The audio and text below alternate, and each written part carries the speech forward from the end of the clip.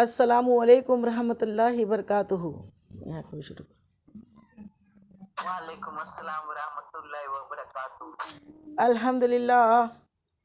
الحمد للہ رب العالمین، الصلاۃ والسلام علی سید المرسلین وعلی آلہ وصحابہ الطاہرین، اما بعد فاعوذ باللہ من الشیطان الرجیم، بسم اللہ الرحمن الرحیم۔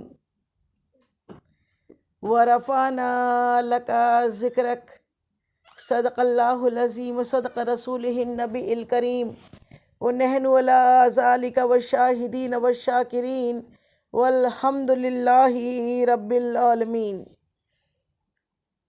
معزز سامعین، آپ سب کو یہ جشن عید میلاد النبی کا یہ جلسہ بہت مبارک ہو۔ ہم تو یوں تو سارا سال آقا کے دیوانے جشن عید میلاد النبی مناتے ہیں۔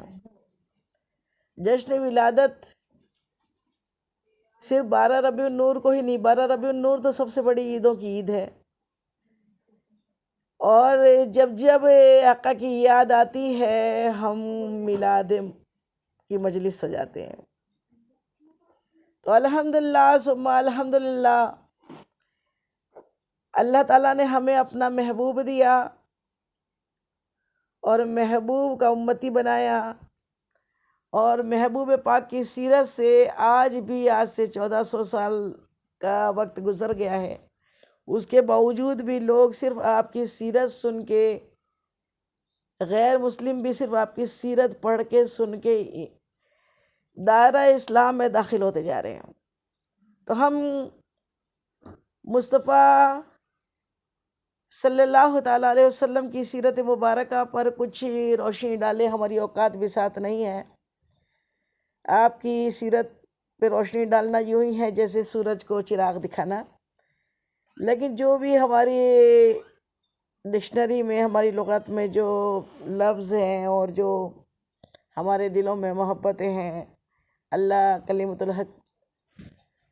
الحق جاری فرمائے، اور اس کے پہلے مناسب ہی نہیں، ضروری سمجھتی ہوں کہ گنبد خضرا میں آرام فرمانے والے ہمارے آقا و مولا، ہمارے غم گسار آقا و سونے سونے پیارے پیارے مدنی آقا، جو رب کے محبوب دانا غیوب، مکی سردار اور مدنی تاجدار، ہم بے بسوں کے بس، ہم بے کسوں کے کس، تمام عالموں کی رحمت، تمام عالموں کی جان پر نہایت ادب و احترام کے ساتھ درود پاک کا نذرانہ پیش کریں۔ پڑھیے الصلاۃ والسلام علیک یا رسول اللہ، الصلاۃ والسلام علیک یا رسول اللہ، الصلاۃ والسلام علیک یا حبیب اللہ، الصلاۃ والسلام علیک یا حبیب اللہ، الصلاۃ والسلام علیک یا نبی اللہ، الصلاۃ والسلام علیک یا نبی اللہ، وعلی آلک وصحابک یا نور اللہ صلی اللہ تعالیٰ علیہ وسلم۔ اور دوسری مرتبہ پھر عشق و محبت میں جھوم کے آقا کی بارگاہ میں درود کا نذرانہ پیش کریں۔ پڑھیے اللہم صلی علی سیدنا شفیعنا حبیبنا مولانا محمد وعلی آلہ سیدنا مولانا محمد بارک وسلم، صلاۃ و سلام علیک یا رسول اللہ صلی اللہ تعالیٰ علیہ وسلم۔ اور تیسری مرتبہ پھر عشق و محبت میں جھوم کے آقا کی بارگاہ میں درود کے نذرانے پیش کر دیں۔ پڑھیے اللہ رب محمد صلی اللہ علیہ وسلم، نحن عباد محمد صلی اللہ علیہ وسلم، صلی اللہ تعالیٰ علیہ وسلم۔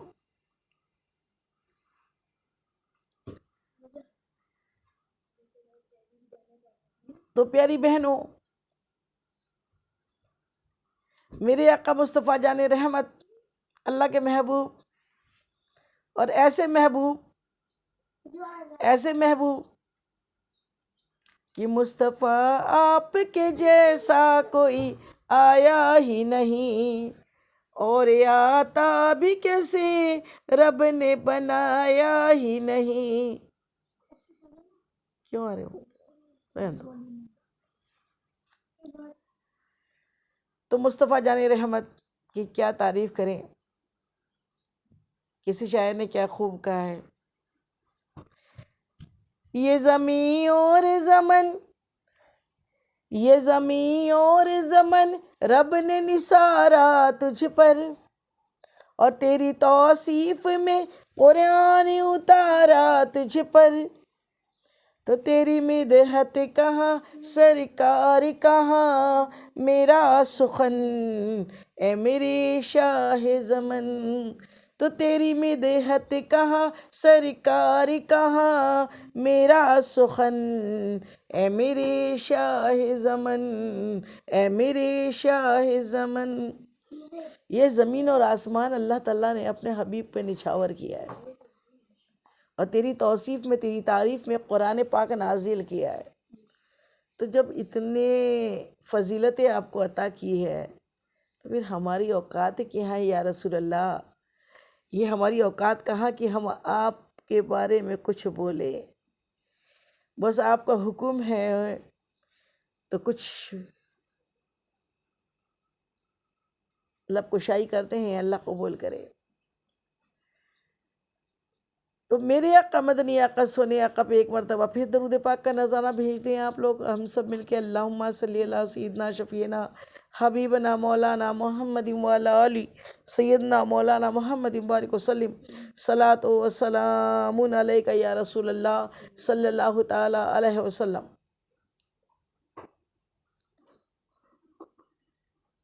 آقا کی تعریف، آقا کی سیرت کیسی؟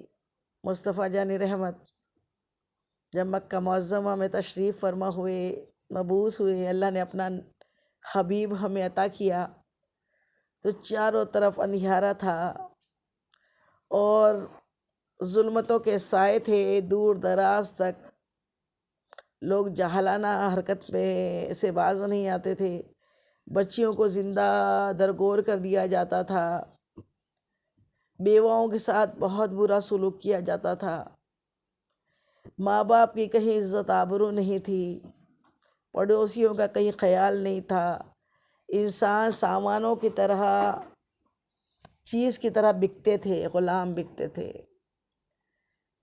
لیکن پھر کون آیا سویرے سویرے، دور ہونے لگے یہ اندھیرے، کہہ رہے ہیں یہ مجبور و بے کسی، آ گئی دیکھو سرکار میرے، تو جتنا رونا تھا ہم رو لیے ہیں، اب سدا مسکراتے رہیں گے۔ انشاءاللہ ہمارے آقا کے صدقے میں اللہ ہم سب کو مسکراتا ہوا رکھے، اور آقا کے صدقے میں ہماری زندگیاں سہل ہو جائے۔ آج ہمیں سب کچھ ملا، جو ملا وہ ہمارے آقا کے صدقے میں ملا، اور آخرت بھی آقا کے صدقے میں ہی ملے گی، اور جنت بھی، اور آب کوثر کے جام بھی آقا کے صدقے میں، آقا کے ہاتھوں سے ملیں گے۔ تو میرے آقا مدنی آقا سونے آقا جب اس دنیا میں مبعوث ہوئے تو جھوٹ کا عالم تھا، لیکن میرے آقا مدنی آقا سونے آقا ایسے سچے صادق کہ اعلان نبوت کے پہلے بھی مکہ المکرمہ میں میرے آقا صادق کے لقب سے پہچانے جاتے، سچ بولنے والے کے لقب سے پہچانے جاتے، امین کے لقب سے پہچانے جاتے۔ کفار مکہ بھی آپ کو صادق کے نام سے پکارتا، امین کے نام سے یاد کرتا، امین ہے، صادق ہے۔ اور صادق اتنے، دیکھو ہمارے اپنے اگر ہے نا، ہمارے اپنے اگر ہماری تعریف کریں تو بہت بڑی بات نہیں ہے، اپنی تو تعریف کرتے ہی ہے نا، اپنے انہی کو تو کہتے ہیں، اپنے انہی کو کہتے ہیں جو پیٹھ پیچھے بھی تعریف کرتے ہیں۔ جو پیٹھ پیچھے برائیاں کرے اس کو اپنا نہیں بولتے، پھر وہ اپنا ہی نہیں ہوتا، وہ تو غدار ہوتا ہے۔ جو اپنا وہ ہوتا ہے جو اس کے پیٹھ کے پیچھے بھی اس کی تعریف کرے، حق بولے، سچ بولے۔ اور میرے مدنی آقا کو آپ کے چاہنے والے، آپ کے گھر والے، وہ تو اچھا بولتے ہی تھے، وہ تو سچا مانتے ہی تھے، یہاں تک کہ اعلان نبوت کے بعد جب سارا زمانہ آپ کا دشمن ہوا، کیونکہ آپ نے اللہ کے بارے میں بتایا، ان کے بتوں کو چھوڑنے کا حکم دیا، سچائی ایمانداری کے ساتھ چلنے کا حکم دیا، بچیوں کو اور زندہ رکھنے کا حکم دیا، عورتوں کی عزت کا حکم دیا، اور آپ نے ہمیں زندگی جینے کا ڈھنگ سکھایا۔ تو جب برائی پہ اچھائی کی بات آئی تو جو برے تھے ان کو بڑی تکلیف ہوئی، انہوں نے طرح طرح سے تکلیفیں دینا شروع کی، پتھر مارے، پھبتیاں کسی، آپ کے راستے روکے، راستوں میں کانٹے بچھائے، اور یہاں تک 3 برس تک آپ کا سوشل بائیکاٹ کیا گیا، آپ کے گھر والوں کے ساتھ آپ کو مکۃ المکرمہ کے باہر ایک گھاٹی میں 3 برس تک آپ کو باہر رہنا پڑا، وادی میں، جنگلوں میں، نہ وہاں کھانا پینا، نہ کوئی دوائیاں، اتنی شدت اور کے ساتھ آپ کو تکلیفیں دی گئی، لیکن آپ نے اپنا مشن، اللہ نے اپنا حبیب بنایا اور اپنا نبی بنا کے بھیجا۔ اللہ کا پیغام تو اللہ کے بندوں کو دینا ہی تھا نا، تو اللہ کے پیغام کو میرے آقا مدنی آقا سونے آقا مصطفیٰ جان رحمت نے بڑی محبت کے ساتھ عام کیا۔ تو جب آپ پیغام عام کر رہے تھے، جسے اللہ نے ہدایت دی اور جو آپ سے محبت کرتے تھے، وہ ذوق در ذوق آپ کے جھنڈے تلے آ گئے، آپ سے محبت کرنے لگے، آپ کے لیے اپنا تن من دھن نچھاور کرنے لگے۔ تو اس وقت کی بات ہے، ابو جہل جو تھا نا، وہ تو بڑا دشمن تھا، رشتے میں چچا ہوتا تھا،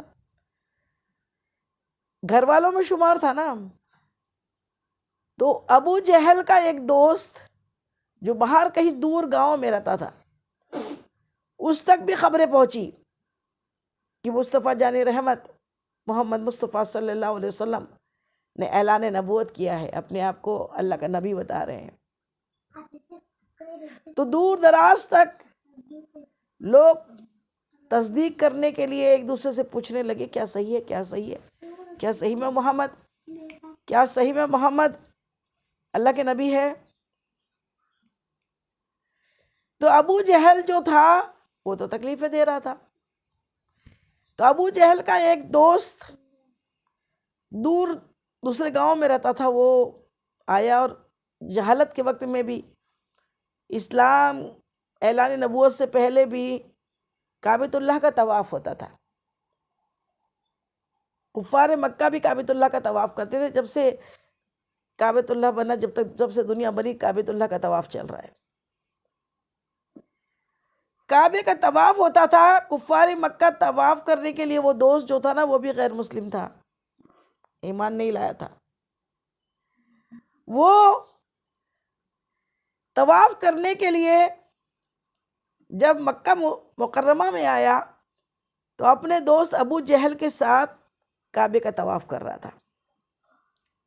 تو کعبے کا طواف کرتے کرتے اس نے ایسا، ہم جیسے طواف کرتے ہیں ویسا طواف نہیں ہوتا تھا، برہنہ ہو جاتے تھے، تالیاں پیٹتے تھے، اور ایک دم ولگرٹی کے ساتھ طواف کرتے تھے اللہ کے گھر کا۔ میرے مصطفیٰ آئے تو شرم و حیا سکھائی، سطر ڈھانکنا سکھایا، آنکھوں کو جھکا کے بات کرنا سکھایا۔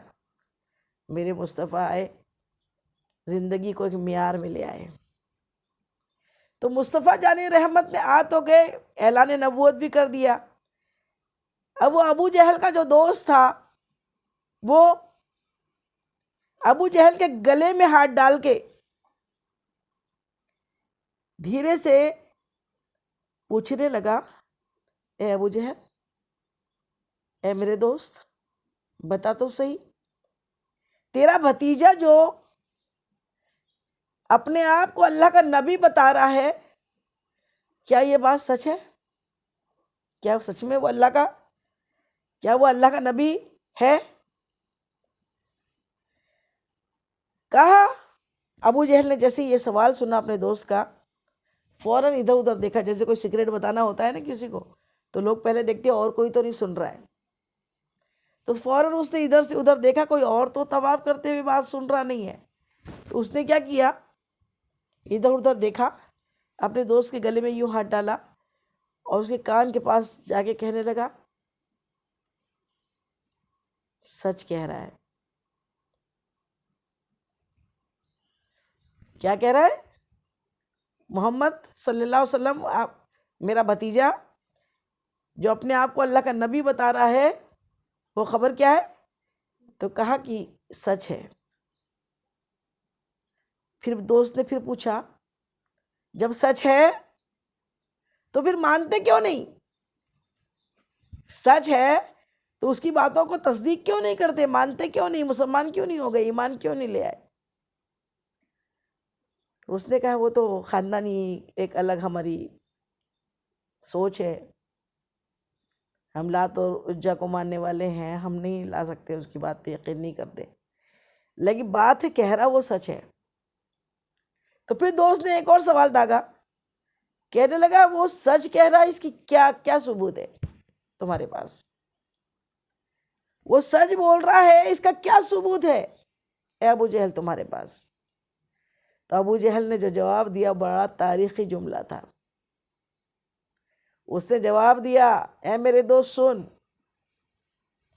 میرے بھتیجے محمد نے اعلان نبوت کے پہلے کبھی زندگی میں نے اسے جھوٹ بولتے نہیں دیکھا، میں نے اسے جھوٹ بولتے نہیں سنا، نہیں دیکھا۔ تو جب وہ اپنی مفاد کے لیے، اپنے مطلب کے لیے، دنیا داری کے لیے کبھی جھوٹ نہیں بولا، تو پھر اللہ کا نام لے کے جھوٹ کیسا بولے گا؟ اللہ کا نام لے کے کیسا جھوٹ بولے گا؟ اسی لیے میں تصدیق کرتا ہوں وہ سچ بول رہا ہے۔ سبحان اللہ، سبحان اللہ۔ تو یہ میرے مصطفیٰ کہ جس کی دشمن بھی تعریف کریں، ایسا کردار کہ نبوت کے پہلے کردار پیش کیا۔ پہلے کیا کیا؟ آقا نے اپنا کردار پیش کیا، سچا ہونا، امانت داری، دیانت داری، لین دین میں سچائی، ایمانداری، رشتوں کو اچھی طریقے سے نبھانا۔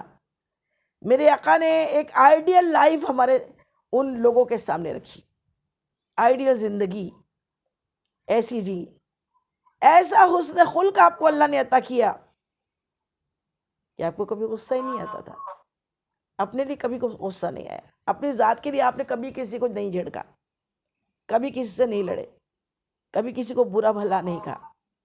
میرے مصطفیٰ اتنے پیارے کہ اعلان نبوت کے پہلے آپ کو تمام مکے والے اپنا سارا زر زیور، روپیہ پیسہ، جب بینک تو نہیں تھے، سیو کہاں کرتے، تو سارے مکے والے، جبکہ وہاں کا دور تو اتنا وہ تھا کہ لوگ ایک دوسرے کو دھوکے دیتے رہتے تھے، اس دور میں سارے مکہ والوں کا یقین صرف محمد مصطفیٰ صلی اللہ علیہ وسلم پر تھا۔ سب اپنا مال و زر، روپیہ پیسہ حضور پاک سرور کائنات صلی اللہ علیہ وسلم کی بارگاہ میں رکھا کرتے۔ معلوم تھا آپ امانت دار ہیں، آپ کبھی امانت میں خیانت نہیں کرتے۔ آپ کو امین کا لقب ملا ہوا تھا، مکے میں امین کا لقب، امانت دار۔ سبحان اللہ۔ وہ امانت داری دیکھیے کیسی کہ جب ہجرت سے پہلے، ہجرت کے وقت بھی اسلام تو قبول نہیں کر رہے ہیں، اعلان نبوت کے بعد بھی خون کے پیاسے بھی ہوئے جا رہے ہیں، لیکن مال زر کہاں رکھتے ہیں؟ میرے آقا کے پاس میں لا کر۔ اب آقا کے پاس میں سارے مکے والوں کی امانتیں رکھی ہوئی تھی، اور پھر اللہ کا حکم آ گیا، اے محبوب ہجرت کر لو، مدینہ منورہ چلے جائیے۔ ہجرت کیجیے۔ جب میرے مصطفیٰ جان رحمت نے اللہ کا حکم سنا تو ہجرت کی تیاری کر لی، اور ہجرت جب کی اس وقت کاشان نبوت کے باہر کفار مکہ ہتھیاروں سے لیس ہو کر میرے آقا کے گھر کا محاصرہ کیا ہوا تھا دشمنوں نے، کہ کب آپ گھر سے باہر نکلے اور آپ کو معاذ اللہ قتل کر دے۔ معلوم تھا باہر دشمنوں کی کا جال بچھا ہوا ہے، دشمن تلواریں لے کر کھڑے ہیں، ابھی سب باہر گھیرا بندی کر کے کھڑے ہیں، محاصرہ کیا ہوا ہے۔ حضرت علی کرم اللہ وجہ آپ کے پاس ہے، حضرت ابو بکر صدیق رضی اللہ تعالیٰ عنہ ہجرت کی رات آپ کے ساتھ ہجرت کی غار یار نے، اور آپ کے ساتھ ہی حضور پاک کو غار ثور لے گئے، پھر اس کے بعد مدینہ منورہ کے لیے راستہ ہوا۔ لیکن جب آپ باہر نکلے تو اللہ کا حکم آیا کہ آپ دیکھو باہر تو سب دشمن کھڑے ہیں۔ میرے آقا نے کچھ کنکریاں ہاتھوں میں لی، کچھ مٹی کچھ کنکریاں ہاتھوں میں لی، ہتھیلی میں اپنے ہاتھ میں، اور سورہ یاسین کی آیت تلاوت کر کے دشمنوں پہ پھینک دی۔ بس وہ پھینکنا تھا، اللہ تعالیٰ اس میں ارشاد فرماتا اے محبوب وہ ہاتھ آپ کے نہیں ہمارے تھے۔ محبوب کے ہاتھ کو اللہ تعالیٰ اپنا ہاتھ قرار دے رہا ہے۔ آقا وہاں سے نکلے، لیکن نکلنے کے پہلے کیا ہوا؟ امانتیں رکھی ہوئی تھی۔ حضرت علی کرم اللہ وجہ آپ کے قریب تھے، چاہتے تو حضرت علی کو بھی اپنے ساتھ لے کر جاتے، لیکن کیا حکم دیا؟ اے علی، مکے والوں کی امانتیں یہاں رکھی ہوئی ہے، صبح کو وہ سب امانتیں آپ دے کر پھر مدینے چلے آنا، اور پھر نشاندہی کی، یہ فلاں کی امانت ہے، یہ فلاں کی، یہ فلاں کی، یہ فلاں کی، یہ فلاں کی، اور سب کی امانتوں کو نشاندہی کر کے بتا دیا یہ اس کی امانتیں ہیں۔ یہ ساروں کی امانتیں دے کر پھر کہاں نا؟ مدینہ منورہ آ جانا۔ سبحان اللہ سبحان اللہ، کیسی سیرت ہے میرے آقا کی، کیسا کردار۔ جو دشمن بنے ہوئے ہیں، جو وہ شہر مکہ جہاں پہ آپ کی ولادت ہوئی، آپ کے آبا و اجداد کا وہ شہر، اور اس شہر کو چھوڑنے کا حکم ہو رہا ہے، وہ شہر والے آپ کے خون کے پیاسے ہوئے جا رہے ہیں، اس کے باوجود ان کی امانتوں کی کتنی فکر کہ میں چلے جاؤں امانتیں کوئی بھی کسی کی لے لے گا، اس لیے اے علی یہ فلاں کی، یہ فلاں کی، یہ فلاں کی امانت ہے، صبح کو سب کی امانتیں لوٹا کے دے کر پھر آپ مکہ مدینہ منور آ جانا۔ سبحان اللہ۔ حضرت علی کو اپنے بستر پہ سلایا، کیا کیا؟ حضرت علی کو اپنے بستر پر سلایا، اور بستر پر سلانے کے بعد حضرت علی فرماتے ہیں قسم ہے مجھے اپنے رب کی، میں اس رات جیسی نیند زندگی میں کبھی نہیں سویا، میں اس رات جیسی نیند زندگی میں، اتنی بے فکری کی اتنی میٹھی نیند مجھے کبھی نہیں آئی جو اس رات آئی۔ وہ کیونکہ ہر رات تو جب ہم سوتے ہیں تو کیا دعا مانگتے ہیں؟ اللہم باسمک اموت و احیا، اے اللہ تیرے نام سے مرتے ہیں اور تیرے نام سے ہی زندہ کیے جائیں گے۔ سو جانا مطلب مر جانا ہے، سو جانا مطلب ہم سوتے ہیں مطلب مر جاتے ہیں، پھر اللہ کے نام سے ہم زندہ ہوتے ہیں۔ ہر رات تو مجھے فکر لاحق ہوتی، ڈر ہوتا کہ نہ جانے صبح کل کی ہم دیکھیں گے کہ نہیں دیکھیں گے۔ زندگی کا تو ایک لمحے کا بھروسہ نہیں ہے، لیکن حضرت علی کرم اللہ وجہ ارشاد فرماتے ہیں جب مصطفیٰ جان رحمت نے مجھے رات میں اپنے بستر پر سلایا اور کہا صبح کو تمام مکے والوں کی امانتیں دے کر واپس لوٹنا، تو میں بے فکر ہو گیا کہ آج تو موت نہیں آئے گی، آج موت نہیں آئے گی، دن نکلے گا، میں زندہ رہوں گا، صبح کو سب کی امانتیں دے کر واپس جاؤں گا۔ تو یہ ہے میرے آقا کی امانت داری۔ امانت داری ہم مصطفیٰ جان رحمت کی امتی ہے۔ یہ سیرت اتنی پیاری، یہ نبی اتنا پیارا، اللہ کا محبوب جیسا کہ اللہ نے کسی کو بنایا نہیں، اور اپنا محبوب اللہ تعالیٰ نے ہم کو احسان عظیم کر کے دے دیا۔ اور رب کا بڑا احسان ہے جو اللہ تعالیٰ نے ہمیں اپنا محبوب دیا۔ تو ہم میں بھی وہ امانت داری آئے، ہم میں بھی وہ سچائی ایمانداری آئے۔ میرے آقا فرماتے ہیں، کسی نے آ کے کہا یا رسول اللہ آپ کے امتی کیا ایسے بھی ہوں گے؟ کیا شرابی بھی ہوں گے، زانی بھی ہوں گے، گنہگار بھی ہوں گے؟ میرے آقا فرماتے ہاں ہو سکتے ہیں، ہو سکتے ہیں، ہو سکتے ہیں، ہو سکتے ہیں۔ لیکن میرے آقا جیسے کہا جھوٹے، تو کہا نہیں، میرے امتی سب ہو سکتے ہیں، جھوٹے نہیں ہو سکتے، جھوٹے نہیں ہو سکتے۔ اللہ اکبر، کیا ہے ہم؟ اگر صحیح میں ہم آقا کی امتی ہیں تو اپنے دل پہ ہاتھ رکھ کے سوچے کتنی مرتبہ جھوٹ بولے ہیں۔ اللہ اکبر، پل پل پہ جھوٹ، یہاں تک کلام پاک اٹھا اٹھا کے بھی جھوٹ۔ اللہ کے کلام کا بھی خوف نہیں ہوتا، اللہ کی قسمیں بار بار کھاتے ہیں، تھوڑا سا منافع کے لیے کہ تھوڑا سا مال مہنگی قیمت میں بک جائے، زیادہ منافع آ جائے، اس کے لیے قسمیں کھاتے ہیں۔ نہیں، میں تو اتنے میں لایا، قسم کھا کے۔ معلوم ہے جھوٹ میں کیا ہوتا ہے؟ جھوٹ میں بدبو ہوتی ہے، جھوٹ میں اللہ کی لعنت ہوتی ہے، اور جہاں جھوٹ ہوتا ہے نا وہاں برکت نہیں ہوتی۔ سچ بول کے کم منافع جس نے کمایا نا، برکت اللہ اس میں ڈالتا ہے، اور برکت ہوتی ہے۔ جو لوگ نہیں سمجھتے نا برکت کے کانسیپٹ کو،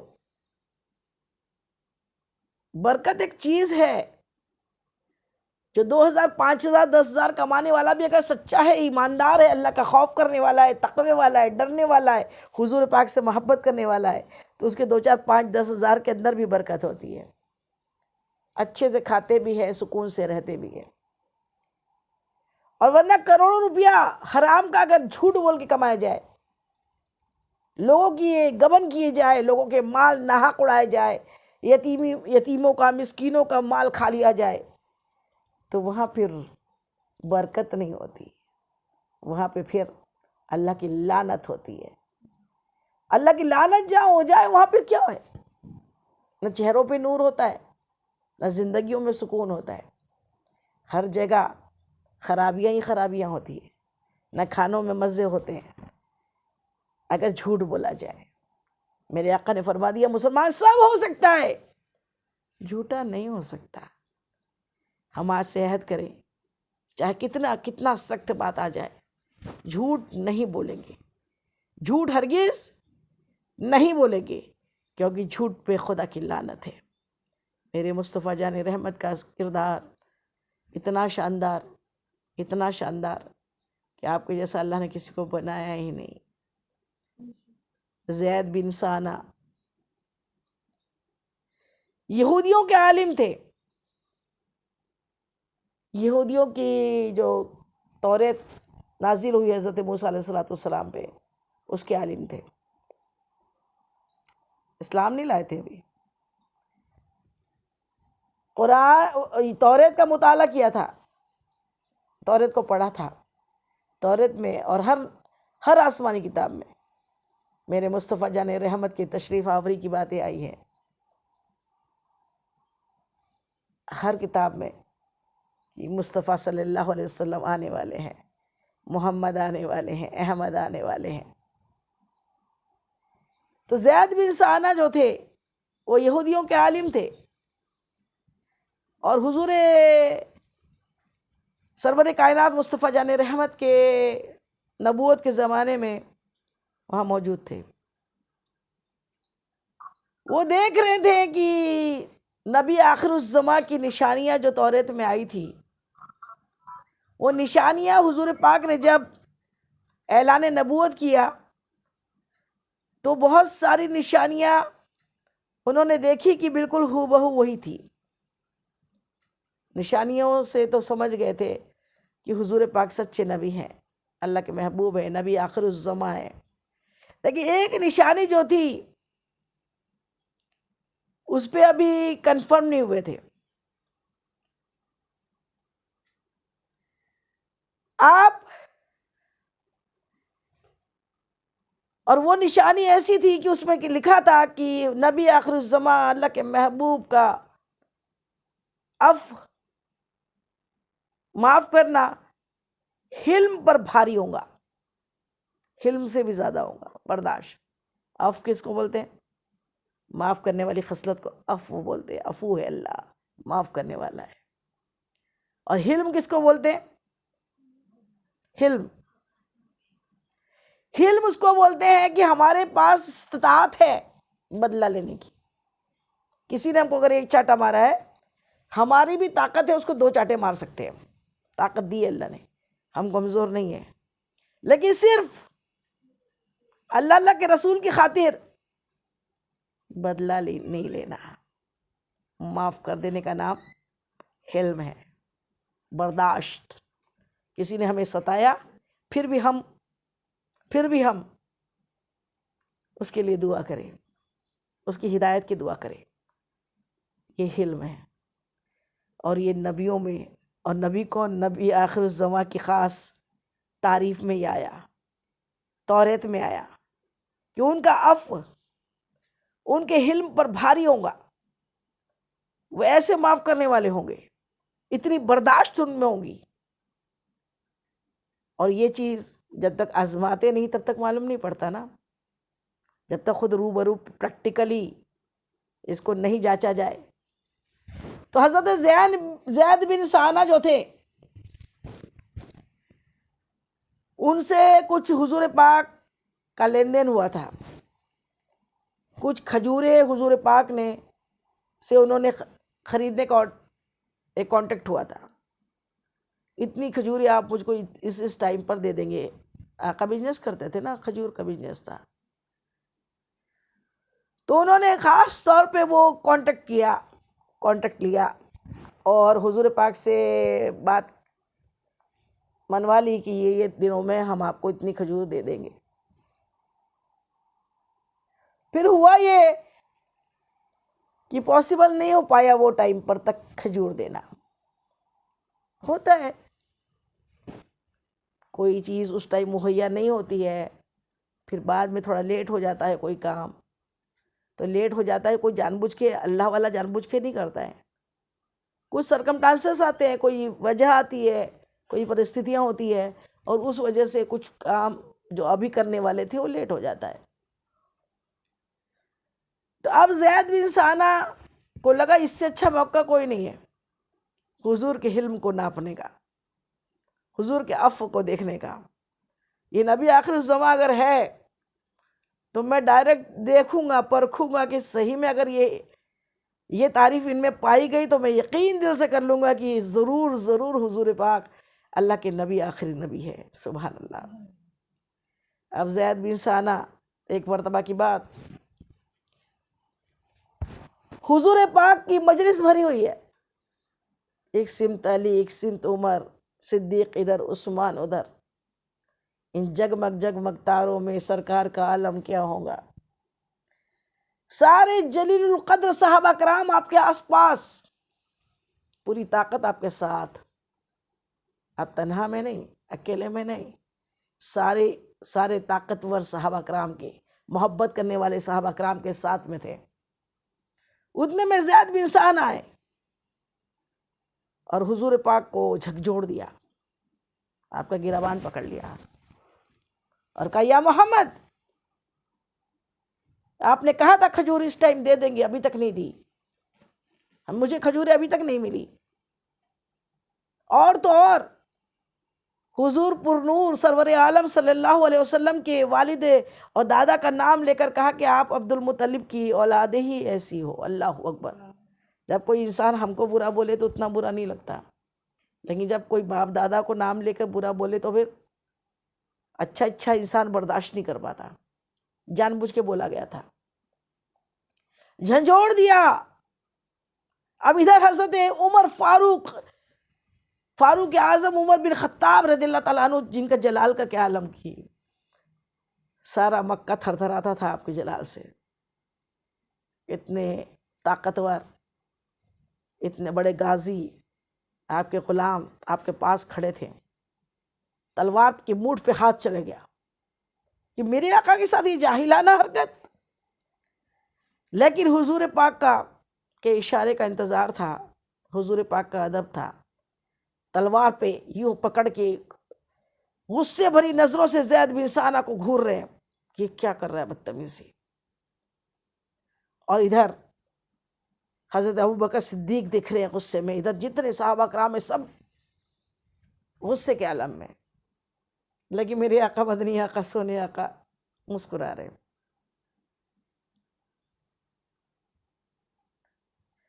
دیکھا حضرت عمر بن خطاب رضی اللہ تعالیٰ عنہ، آپ کے خلفائے دوم ہیں میرے آقا کے، بہت زیادہ جلال میں ہے کہ بس اشارہ ہو اور تلوار سے زید بن ثانہ کا سر دھڑ سے الگ ہو جائے.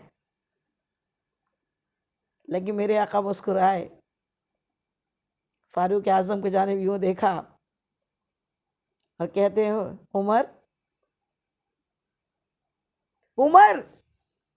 جاؤ ان کی کھجوریں ان کو دو. آقا کا حکم، جہاں اتنا غصہ آ رہا ہے، سر دھڑک سے الگ کرنے کا دل بول رہا ہے، اس دشمن کو میرے آقا فرما رہے عمر جاؤ اور جا کر ان کی کھجوریں انہیں دے دو. جب لیکن حکم ہوتا ہے، دیوانگی ہوتی ہے.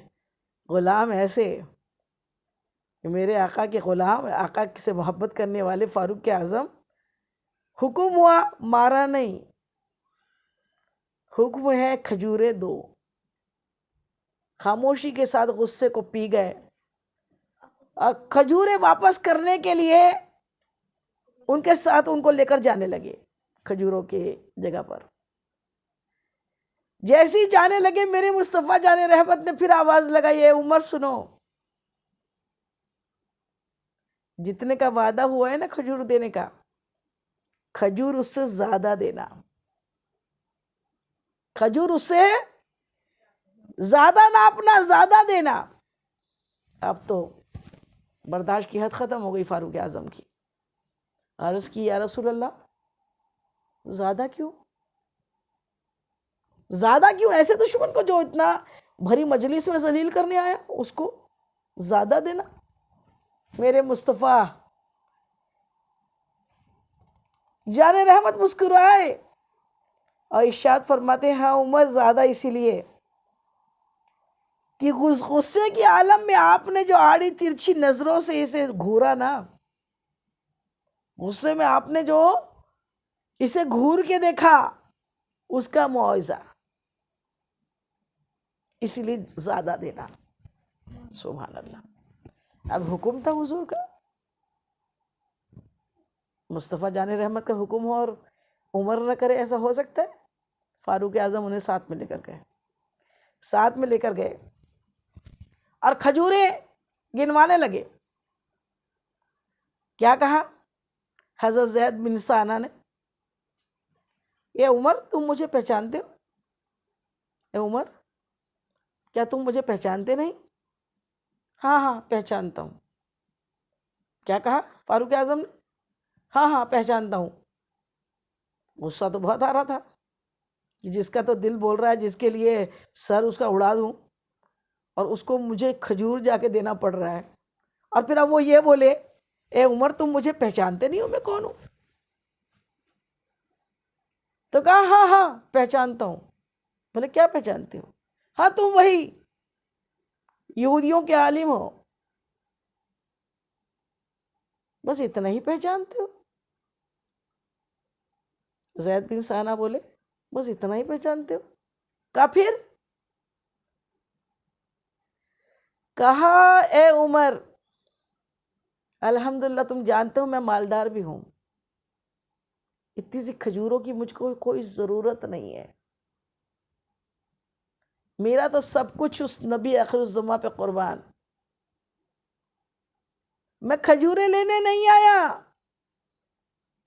توریت میں نے ایک نشانی پڑھی تھی کہ آپ کا عفو آپ کے حلم پر بھاری ہوگا، میں وہ جانچنا چاہتا تھا اور میں جانچ چکا کہ آپ جیسے جلیل القدر صحابہ کرام طاقت آپ کے ساتھ تھی، چاہتے تو مجھے اسی وقت میرا سر دھڑ سے الگ کروا دیتے، لیکن مجھے امید یہی تھی کہ یہی نبی آخر الزماں ہے، یہ ایسا نہیں کریں گے، اور صحیح میں ویسا نہیں ہوا، الٹا کھجوریں زیادہ دینے کا حکم دیا۔ تے عمر مجھے کھجوریں نہیں چاہیے، میں یہ نشانی دیکھ چکا ہوں، میرا دل گواہی دیتا ہے کہ آپ اللہ کے رسول ہیں، اور اے عمر مجھے پھر واپس لے چلو، اور پھر مجھے مصطفیٰ جان رحمت کے قدموں میں جا کے پہنچاؤ، قدموں میں گرے اور حضور پاک کے غلام بن گئے، کلمہ پڑھ کے صحابی رسول بن گئے، جو تھوڑی دیر پہلے یہودیوں کے عالم تھے، اب حضور پاک کی حلم و عفو کی وجہ سے اللہ کے حبیب کے صحابی بن گئے، مسلمان بن گئے۔ یہ حسن اخلاق میرے آقا کو اللہ نے ایسا عطا کیا کہ آپ کے حسن اخلاق کی بات، طائف کے وقت کی بات بتاؤں، آپ رات دن اللہ کا دین، اللہ کا کلمہ پہنچانے کے لیے دور دور جاتے، اپنے صحابہ اکرام کے ساتھ دور دور جاتے۔ ایک مرتبہ طائف جو ہے نا، وہ مکہ المکرمہ کے قریب میں ایک بستی ہے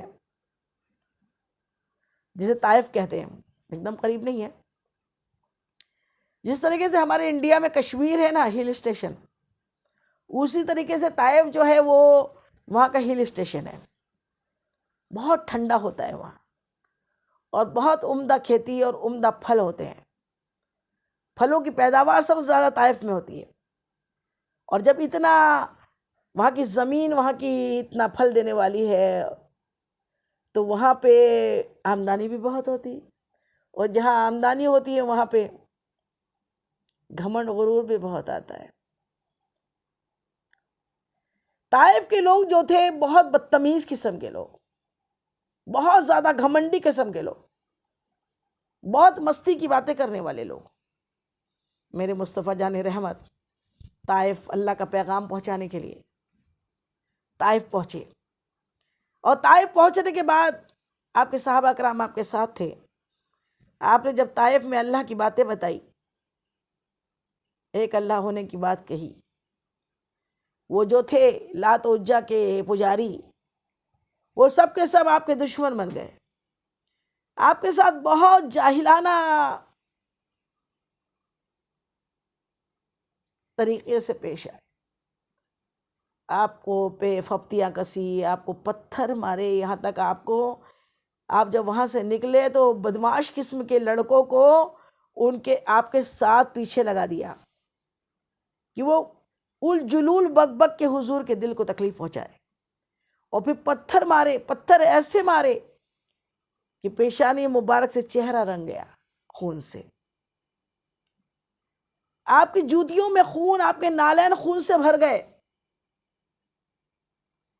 میرے آقا کی زبان سے بس اتنا نکلا، اے اللہ یہ تیری کیسی امت ہے، اے اللہ تیرے کیسے بندے ہیں جو اپنے نبی کے چہرے کو خون سے رنگتے ہیں۔ اللہ کو جلال آیا، اسی وقت جبریل امین کو بھیجا۔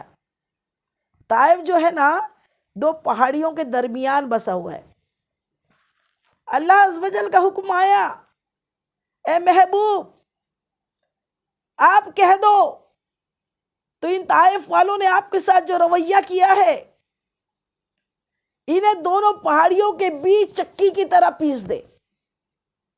اللہ چاہے تو کیا مشکل ہے، اللہ تو قہار ہے، جبار بھی ہے، قہار بھی ہے۔ اللہ تعالیٰ کو اگر جلال آ جاتا ہے نا تو کئی کی کئی بستیاں نیست نابود ہو جاتی ہے، شہر کے شہر زمین میں دھس جاتے ہیں۔ جب زلزلے آتے ہیں نا، طوفان آتے ہیں نا، یہ اللہ کا جلال ہوتا ہے۔ جب بندہ بہت گناہ پہ گناہ پہ گناہ پہ گناہ پہ گناہ کرتا ہے نا، پھر ایک دن اللہ کا جلال آ جاتا ہے۔ پہلے اللہ گناہ گاروں کو رسی ڈھیل دیتا ہے، ڈھیل دیتا ہے، ڈھیل دیتا ہے، ڈھیل دیتا ہے کہ کرو کرو، شاید توبہ کر لو، شاید توبہ کر لو۔ لیکن اس کے باوجود بھی اگر وہ باز نہ آئے تو پھر بڑی بڑی بستیاں اللہ کے حکم سے، اللہ کے عذاب سے ایک لمحے میں نیست نابود ہو جاتی ہے۔ اللہ کے حبیب کی پیشانی مبارک و چہرے مبارک خون سے رنگ جائے، آپ کے نالین خون سے بھر جائے، اللہ کیسا برداشت کر سکتا ہے؟ اللہ کا حکم آیا کہ اے محبوب آپ کہہ دو،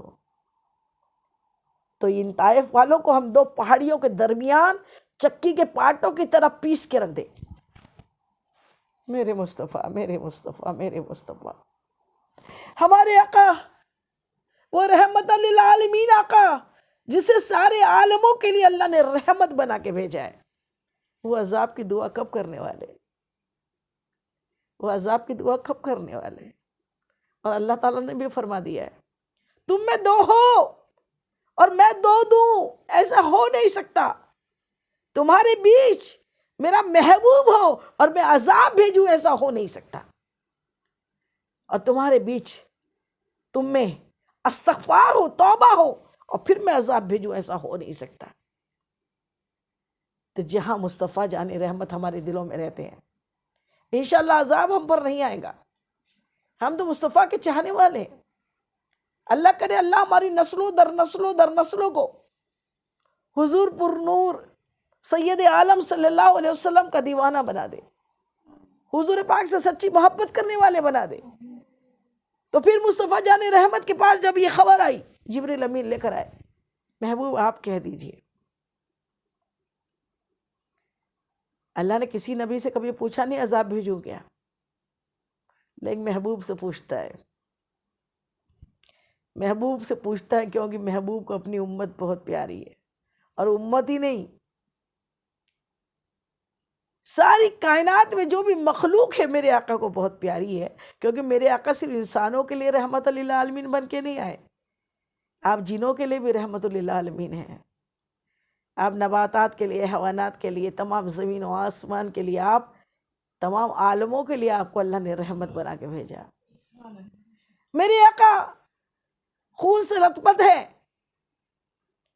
لیکن جیسی یہ بات سنی، اللہ فرما رہا ہے عذاب بھیج دوں۔ میرے مصطفیٰ ارشاد فرماتے ہیں، اے جبرائیل ہرگز نہیں،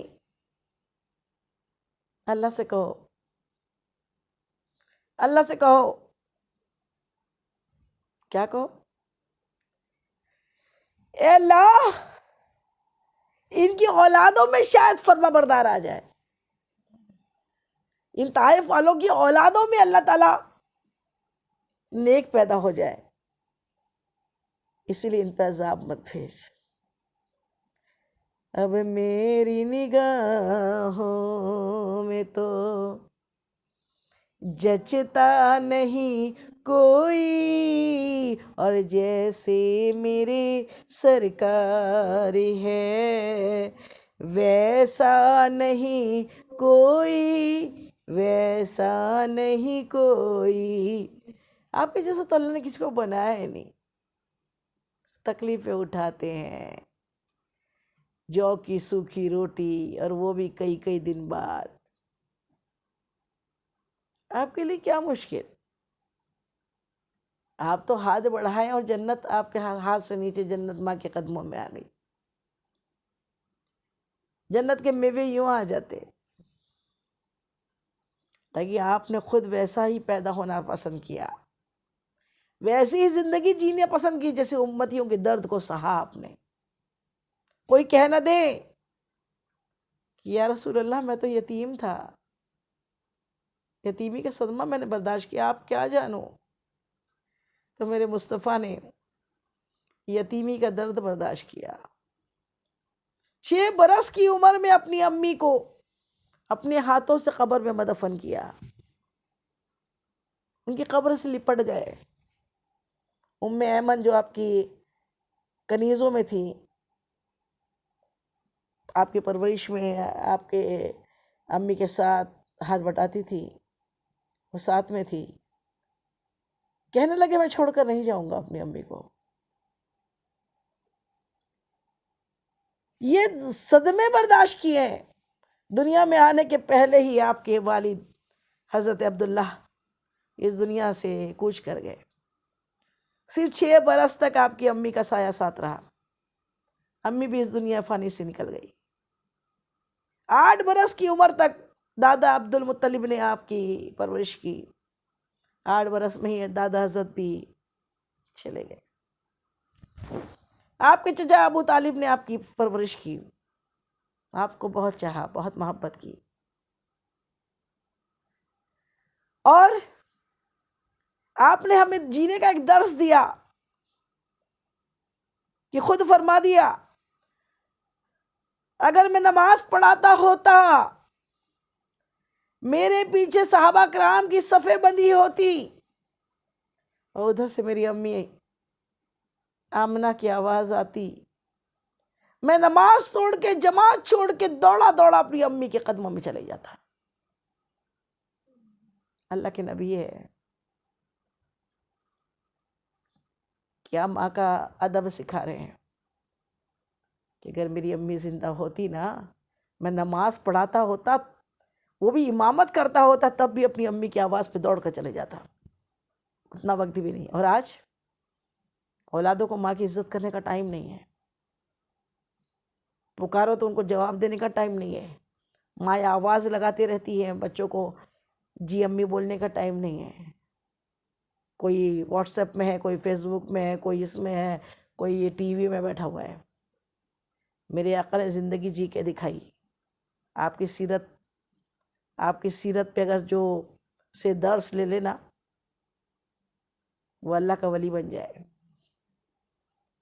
میرے مصطفیٰ جان رحمت ایک مرتبہ مسجد نبوی میں اپنے صحابہ کرام کے بیچ بیٹھے ہوئے تھے، دیکھا کہ صحابہ کرام نے دیکھا ایک بوڑھی خاتون تشریف لائی۔ میرے مصطفیٰ نے جیسے ہی دیکھا تو فوراً اٹھ کے کھڑے ہو گئے اور پھر اپنی چادر اتاری، نیچے بچھائی، اور چادر بچھا کے انہیں اپنے پاس بٹھایا، چادر پہ بٹھایا۔ پھر بہت دیر تک آپ سے اچھی باتیں کرتے رہے، بہت دیر باتیں کی، پھر بہت سارے تحفوں کے ساتھ آپ کو ودا کیا۔ صحابہ کرام تعجب، پہلے کبھی دیکھا نہیں تھا، پوچھا یا رسول اللہ یہ کون تھے؟ یا رسول اللہ یہ کون تھی؟ کیا کہا یہ بی بی حلیمہ سعدیہ مجھے دودھ پلانے والی ماں ہے، دودھ کا حق ایسا ادا کر رہے میرے آقا۔ یہاں سگی ماں کا حق ادا نہیں کرتے لوگ، پھر بولتے ہیں ہاں ہم تو عید میلاد النبی مناتے ہیں، جلوس میں جاتے ہیں، جھنڈے لگاتے ہیں، پیروں کے در پر جھاڑویں دیتے ہیں، اور ماں کی سود لینے کا ٹائم نہیں ملتا، باپ کا ادب کرنے کا ٹائم نہیں ملتا۔ کیسی سیرت جی رہے ہم حضور کے امتی ہیں۔ میرے آقا نے فرما دیا، میرے آقا اپنی امت کے لیے اتنا روئے ہیں کہ دنیا میں آتے سے سب سے پہلے آپ نے سجدہ کیا، رب ہب لی امتی، رب ہب لی امتی، رب ہب لی امتی، اے میرے رب میری امت کو بخش دے۔ جو نہ بھولا، ہم غریبوں کو حسن ذکر اس کا اپنی عادت کیجئے، دنیا میں آتے سے نہیں بھولے۔ شب معراج میں محبوب اور محب کا ملن ہوا نا، وہ قاب قوسین یا ادنیٰ کے مقام پہ، قاب بولتے ہیں کمان کو، اللہ نے سورہ نجم میں وہ قاب قوسین یا ادنیٰ کا ذکر کیا۔ میرا محبوب شب معراج مجھ سے اتنا قریب ہوا، اتنا، تیروں کی مثال نہیں دی، تیر تو اسٹارٹ ہوتا ہے، 2 تیر بولتے تو اتنی دور ہو جاتے محبوب. اللہ نے کمان کی مثال دی، کمان، یہ کمان بنی ہے، کمان گول ہوتی ہے اور جب گلے ملتے ہیں نا تو ایک کمان ہی بنتی ہے. اللہ کا محبوب اتنے قریب ہوا. اور جب محبوب سے ملن ہو تو کون کس کو یاد کرتا ہے؟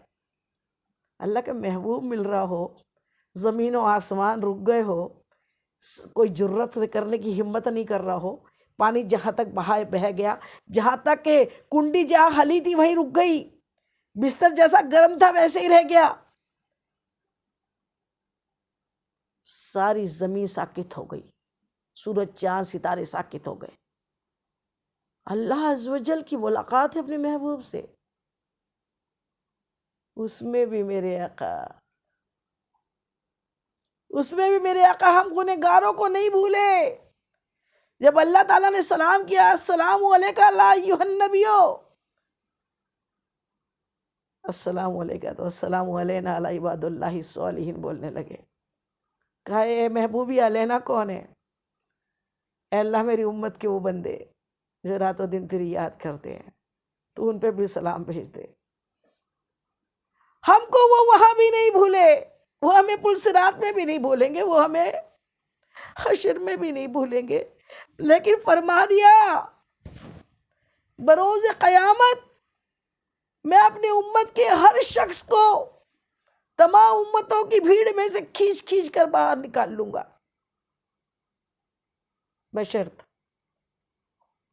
بشرط کہ میرے محبوب کی امت وہ، بشرط کہ میری امت کی نشانی وہ ہوں گی کہ جن کے اعضائے وضو چمک رہے ہوں گے.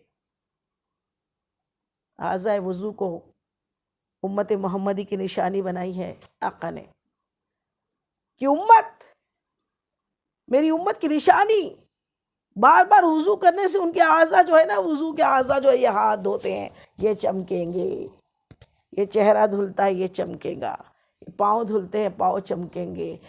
اعضاء وضو جو ہے نا یہ سب بروز قیامت سورج کی طرح چمکیں گے. وہاں پوری امتیں ہوں گی. میرے آقا نے ساری امتوں کے بارے میں نہیں کہا میں سب کو بخشواؤں گا، لیکن اپنی امت سے اتنی محبت کہ ایک مرتبہ ایک وادی سے گزر رہے تھے میرے آقا. ایک ماں اپنے ننھے سے بچے کو لے کے بہت پچکار رہی تھی، یہاں چوم رہی تھی. میرے مصطفیٰ نے وہ منظر دیکھا، فاروق اعظم ساتھ تھے. پوچھا اے عمر، ماں اپنے بچے سے کتنی محبت کرتی ہے؟ ماں اپنے بچے سے کتنی محبت کرتی ہے؟ جواب دیا فاروق اعظم نے، یا مصطفیٰ ماں کی محبت کی تو کوئی مثال ہی نہیں ہے. کہا عمر سنو، ہم اپنی امت سے 70 ماؤں سے زیادہ محبت کرتے ہیں. محبت ہی ہے نا، اسی لیے ساری امت کے بارے میں بات نہیں کی ہے.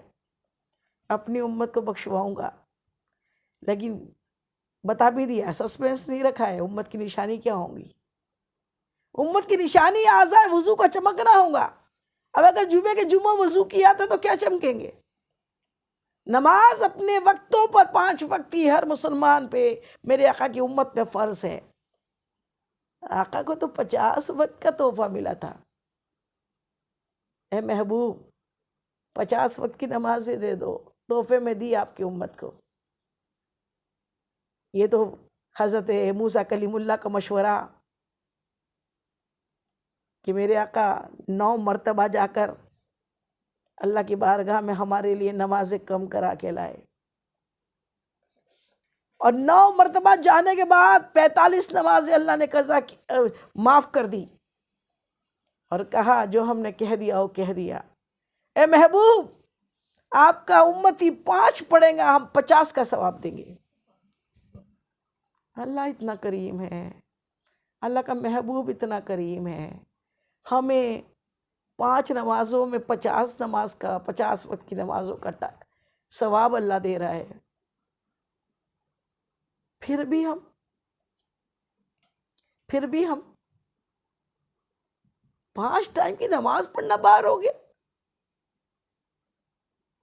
دعا کرے، ابھی انشاءاللہ کہے کہ انشاءاللہ ہماری کوئی نماز کبھی قضا نہیں ہوگی. ہم وعدہ کرتے ہیں اللہ کہ ہم کبھی نماز قضا نہیں کریں گے. اور اس کا ہر کوئی چاہتا ہے میں نمازی بن جاؤں، لیکن پھر شیطان ہے نا، بہکاتا رہتا ہے. تو اس کا بھی علاج بتا دیں کہ چاہتے ہیں اگر 5 ٹائم کی نماز پڑھنا ہے تو ہمیشہ ہتھیار بند رہے. ہم مجاہد ہیں، شیطان سے ہمہ وقت ہماری جنگ چلتی ہے، اور شیطان ہمارے جسم کے اندر ہماری رگوں میں خون کے مانند گھوم کے وسوسے ڈالتا ہے.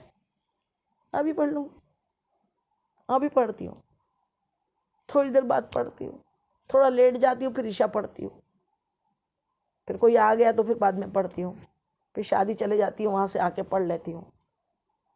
یہ بڑے بڑے وسوسے وہ ڈالتے رہتا ہے. تو وسوسے نہ آئے اس کے لیے باوضو ہمیشہ رہو. ہمارے اکابرین، ہمارے بزرگوں نے ہمیں سکھایا کہ ہمہ وقت وضو میں رہنا. جو ہمہ وقت باوضو رہتا ہے نا وہ ہتھیار، اور جو وضو میں رہتا ہے شیطان اس کے قریب نہیں آتا. اور جب شیطان قریب نہیں آئے گا تو وسوسے کہاں سے ڈالے گا؟ جب آپ کو ٹائم ہو آپ نماز پڑھ لو گے نا. کہیں باہر گئے ہو، کسی کے گھر گئے ہو، بس وقت ہو گیا نماز پڑھ لو. نماز اپنے وقتوں پہ فرض ہے. نماز. اور دوسرا، لا حول ولا قوت الا باللہ العلی العظیم، نہیں ہے مجھ میں طاقت و قوت. یہ جنت کے خزانوں میں سے ایک خزانہ ہے. اگر ہم یہ پڑھتے رہے تو انشاءاللہ ہماری کبھی کوئی نماز قضا نہیں ہوگی. کبھی. ہم حضور پاک کی سیرت پہ غور و تفکر کریں، غور کریں. میرے مصطفیٰ 5 وقت کی نمازوں کے ساتھ اشراق، چاشت، اوابین بھی پڑھتے، اور عشاء کی نماز کے بعد جب دنیا سو جاتی آپ تھوڑا سا لیٹ کے اٹھ جاتے، اور اٹھ کے پھر جب آپ تہجد پڑھتے تو تہجد پڑھتے تو ایک ایک رکعت میں 5 پارے پڑھ لیتے. پاؤں مبارک پہ ورم آ جاتا، سوجن آ جاتی اتنا لمبا لمبا قیام کرنے سے. ام المومنین حضرت عائشہ صدیقہ رضی اللہ تعالی عنہ ہماری امی عرض کرتی، یا رسول اللہ آپ تو بخشے بخشا ہیں، آپ تو اللہ کے حبیب ہیں، اتنے لمبے لمبے قیام کرنے کی، اتنی لمبی لمبی نماز پڑھنے کی آپ کو کیا ضرورت ہے؟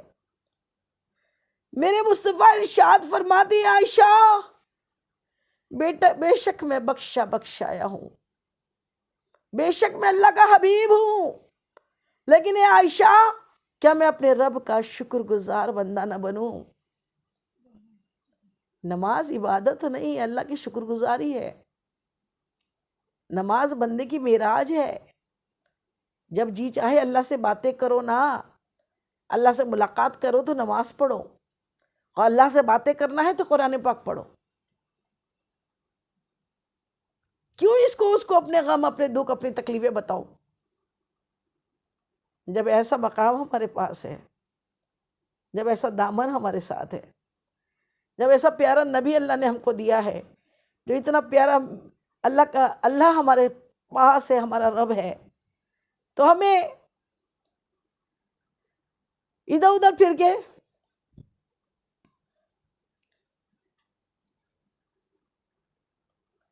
اس کو اپنا دکھڑا سنانے کی کیا ضرورت ہے؟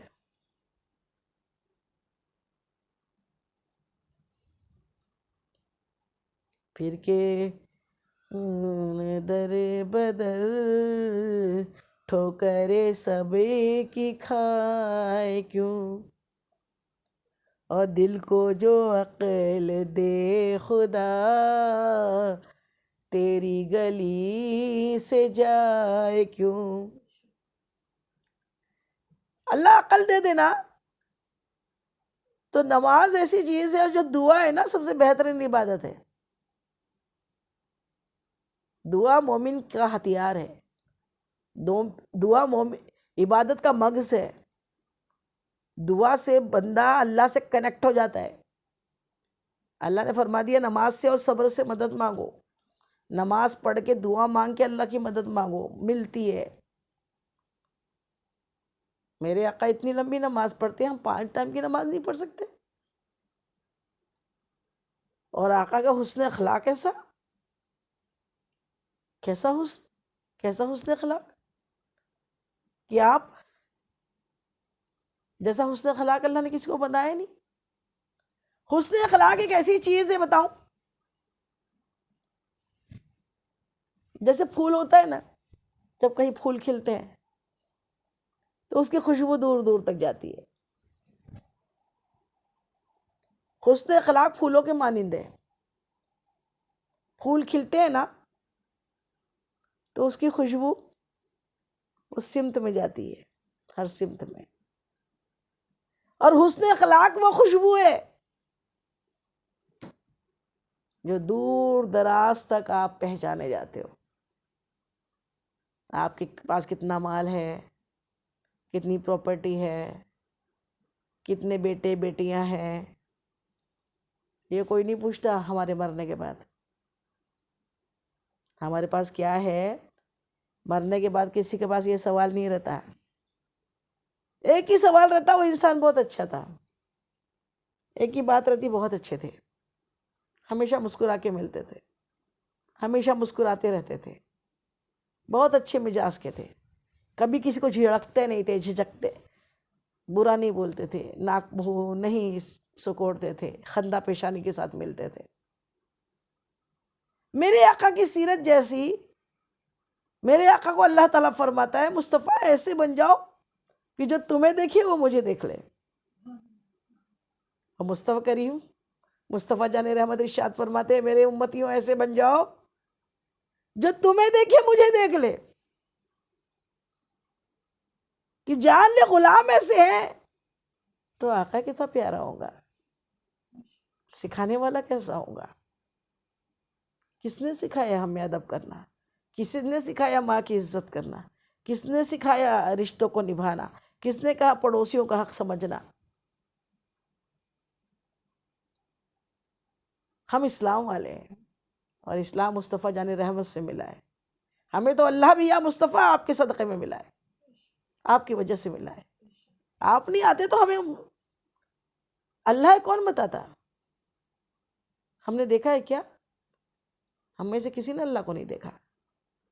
لیکن آپ آئے نا، آپ کی سیرت نے، آپ کے اٹھنے بیٹھنے نے، آپ کے رشتوں کو نبھانے میں ایسے شوہر، سبحان اللہ، کہ ایسے شوہر بن کے دنیا کو دکھایا کہ ہماری ام المومنین اپنی تمام پاک بیویوں سے ایسی محبت کی، کبھی کسی کی حق تلفی نہیں کی، کسی کا حق نہیں مارا. ان بیویوں میں اتنا محبت کا نظام قائم رکھا کہ جب میرے آقا مصطفیٰ جان رحمت ام المومنین بی بی عائشہ راوی ہے، ارشاد فرماتی ہے میں ایک مرتبہ پیالے سے پانی پی رہی تھی، میرے آقا گھر میں تشریف لائے، دور سے دیکھا میں پانی نوش فرما رہی تھی، نوش پی رہی تھی. دور سے دیکھا میرے مصطفیٰ نے بڑا اچھا پیارا نام رکھا تھا بی بی عائشہ کا، حمیرہ. ہر شوہر نے اپنی بیوی کا ایک محبت والا نام رکھنا چاہیے، محبت سے پکارے تو بیوی کی ساری تھکن دور ہو جاتی ہے. ورنہ پیر کی جوتی سمجھنے والے مردوں کی کوئی عزت نہیں کرتا، کوئی بیوی عزت نہیں کرتی. عزت کرانا چاہتے ہو تو عزت والے بن جاؤ، محبت والے بن جاؤ، حسن اخلاق والے بن جاؤ. آواز لگائی حمیرہ ہمیں بھی پانی پینا ہے، تھوڑا پانی ہمارے لیے بچا دینا. سبحان اللہ. بی بی عائشہ صدیقہ نے پانی پیتے پیتے پانی بچا دیا، آپ کا پیا ہوا پانی، بی بی عائشہ کا پیا ہوا پانی بچا دیا. میرے آقا ہے، اور لطیف بات سنیے، میرے مصطفیٰ ارشاد فرماتے ہیں حمیرہ آپ نے کدھر لب لگائے تھے اس پیالے میں؟ آپ نے ادھر سے پیا کہ ادھر سے پیا کہ ادھر سے پیا؟ کہاں سے پیا تصدیق کرو. کہاں لب لگائے تھے آپ نے؟ ام المومنین بی بی عائشہ صدیقہ رضی اللہ تعالیٰ عنہ نے تصدیق کی، یا رسول اللہ میں نے یہاں سے پیا ہے، تو آپ نے وہیں لب لگا کے پانی نوش فرمایا۔ یہ درس دیا دنیا کو کہ شوہر اپنی بیوی سے اس طرح محبت کرے۔ ایک مرتبہ کوئی کھیل دکھانے والا آیا، ام المومنین بی بی عائشہ صدیقہ رضی اللہ تعالیٰ عنہ گھر میں موجود تھی، اور آپ دروازے پہ کھڑے ہو گئے، کہا تمہیں وہ کرتب دکھانے والے کرتب دکھا رہے ہیں، کھیل دکھا رہے ہیں، دیکھنا ہے؟ بی بی عائشہ نے کہا ہاں۔ آپ نے یوں چوکھٹ پہ ہاتھ رکھ لیا اور اپنے پیٹھ کے پیچھے اپنی آڑ میں ام المومنین ہماری امی بی بی عائشہ صدیقہ کو کھڑے رکھا، اور آپ کے آڑ میں پورا وہ کرتب دکھانے والے کا کرتب دیکھتی رہی، جب تک آپ نے خود نہیں کہا کہ بس میں تھک گئی اب دیکھ کے، تب تک آپ ہلے نہیں، ہٹے نہیں وہاں سے، دکھاتے رہے۔ جبکہ میرے آقا نے کبھی کوئی کھیل نہیں کھیلا بچپن میں، چھوٹی سی عمر میں جب ننھے تھے نا، آپ کے ہم عمر لڑکے کھیلتے تھے، ان کو آپ کو پکارتے تھے آؤ کھیلنے۔ میرے مصطفیٰ کہتے ہیں اللہ نے مجھے کھیلنے کے لیے کودنے کے لیے پیدا نہیں کیا، لیکن ام المومنین کے دل کو بہلانے کے لیے اب گیم دکھا رہے ہیں، خود دکھا رہے ہیں۔ جب ابھی گیم دکھا رہے تھے ایک بات اور یاد آ گئی، اتنے میں فاروق اعظم سے پورے مدینے والے بہت ڈرتے تھے، کیونکہ آپ جلال میں بہت تھے اور شریعت کے خلاف کوئی کام آپ کو برداشت نہیں تھا۔ جب وہ گیم دکھا رہا تھا، کرتب دکھانے والا کھیل دکھا رہا تھا، جیسی آواز ہوئی جو لوگ کھڑے ہو کے دیکھ رہے تھے، جیسی پتہ لگا فاروق اعظم آئے، کہا عمر آ گئے، جیسی سننا تھا کہ وہ سارے لوگ تو بھاگے، ساتھ میں فاروق اعظم کے ڈر سے وہ جو کھیل تماشا دکھا رہا تھا اس نے اپنا سب جلدی اٹھایا اور یہ بھاگ گیا۔ فاروق اعظم نے دیکھا اتنی بھیڑ لگی تھی، سب غائب ہو گئے، اور کاشان نبوت پہ نظر پڑی تو دیکھا کہ میرے سرکار کھڑے ہیں، پھر تو کیا دیکھنا تھا۔ فاروق اعظم قدموں میں گر گئے، کہا یا رسول اللہ میں نے نہیں، یا رسول اللہ میں نے نہیں بھگایا اسے، وہ خود بھاگا ہے، مجھے کیا معلوم یا آقا، آپ یہاں کھڑے ہو کے دیکھ رہے ہیں، یا رسول اللہ میں نے نہیں بھگایا اس کو۔ میرے آقا مسکرا دیے، کہا ہاں عمر آپ نے نہیں بھگایا، تو یہ الحمدللہ آپ کا ڈر تو کتنا شاندار ہے کہ کوئی کھیل تماشے دکھا بھی نہیں سکتا۔ ہم کیسے امتی ہیں، ہم رشتوں کو سمجھ ہی نہیں رہے۔ ہم مصطفیٰ کی سیرت سے اپنی زندگی کو سنوارے کہ مصطفیٰ نے جیسے رشتے نبھائے، اللہ تعالیٰ ہمیں بھی وہ رشتے نبھانے کی توفیق عطا فرمائے۔ مصطفیٰ جان رحمت سے محبت ایسی کرنا سکھائے کہ جان سے زیادہ محبت ہو، اور جان سے زیادہ محبت ہوں گی تبھی تو نماز پڑھیں گے نا۔ یہاں تو بستر سے نکلتے نہیں ہیں، ابھی تک تو گرمیاں تھی تو فجر غائب ہو رہی تھی، کولر میں اے سی میں تھے، بارش تھی، بارش میں بھی گرمی کا یہ احساس تھا۔ اب ٹھنڈ آئیں گی نا، ٹھنڈ آ رہی ہے ہلکی ہلکی، تو بلینکٹ میں چھپے رہیں گے۔ مؤذن اذان دے دے، یہ کان سے سن کے وہ کان سے نکل جاتی ہے، اللہ اکبر، فجر نہیں، فجر کے ساتھ ساتھ تہجد پڑھو، اپنے رب کو اپنا دکھڑا سناؤ، وہی سنتا ہے سب کی، وہ سب سنتا ہے اور سب ٹھیک کرنا بھی جانتا ہے۔ اللہ مصطفیٰ جان رحمت کے صدقے میں ہم سب کی تمام پریشانیوں کو اللہ تعالیٰ دور کر دے۔ مصطفیٰ جان رحمت کے صدقے میں اللہ ہمیں حسن اخلاق والا بنا دے۔ ہماری وجہ سے معلوم ہے تلوار کا جو گھاؤ ہوتا ہے، وہ کسی کو کوئی تلوار مار دے نا تو وہ گھاؤ جو ہے نا وقت کے ساتھ ساتھ بھر جاتا ہے، لیکن لفظ میں کئی کی زبانوں کے اندر تلواریں ہوتی ہے، اور وہ تلواریں ایسی ہوتی ہے جو دکھتی تو نہیں ہے لیکن دل کو کاٹ کے رکھ دیتی ہے۔ تو بھول کے بھی ہماری اس زبان کو ہم تلوار نہ بنائیں، اس زبان سے لوگوں کے دکھڑے سن کے اس پہ مرہم لگائے۔ میرے مصطفیٰ جان رحمت کہ امتی اگر ہے تو انجانے میں بھی، غلطی سے بھی کبھی کسی کا دل نہ دکھائے، اپنے بچوں کی اچھی طریقے سے پرورش کرے، اپنے بڑوں کا خیال رکھے، اپنے بھائی بہنوں سے محبت کرے۔ آقا نے فرما دیا جو قاطع ہیں ہماری مجلس میں نہ بیٹھے، جو رشتے توڑنے والا ہے، قطع تعلقی کرنے والا ہے، ہماری مجلس میں نہیں بیٹھے، وہ ہم میں سے نہیں ہے۔ تو قطع تعلقی نہ کرے، جس سے قطع کیا ہے اس کو پھر جوڑ لے، صلہ رحمی والے بن جائے، محبت والے بن جائے، اللہ کے رسول سے محبت کرنے والے بن جائے۔ اللہ ہمیں حضور پاک کی سیرت پہ سے درس لینے والا بنائے۔ اس بیان میں جانے انجانے مجھ سے جو بھی بھول چوک غلطی خطا ہوئی تو اللہ تعالیٰ اپنے حبیب پاک کے نالے پاک کے صدقے میں معاف کر دے۔ آپ لوگ کو بھی کوئی بات بری لگی ہو، ناگوارہ لگی ہو، غلط لگی ہو تو آپ لوگ بھی تہ دل سے معاف کر دیجئے، حشر کے دن کے لیے نہ چھوڑیے۔ وما علینا الا البلاغ۔ السلام علیکم ورحمۃ اللہ وبرکاتہ۔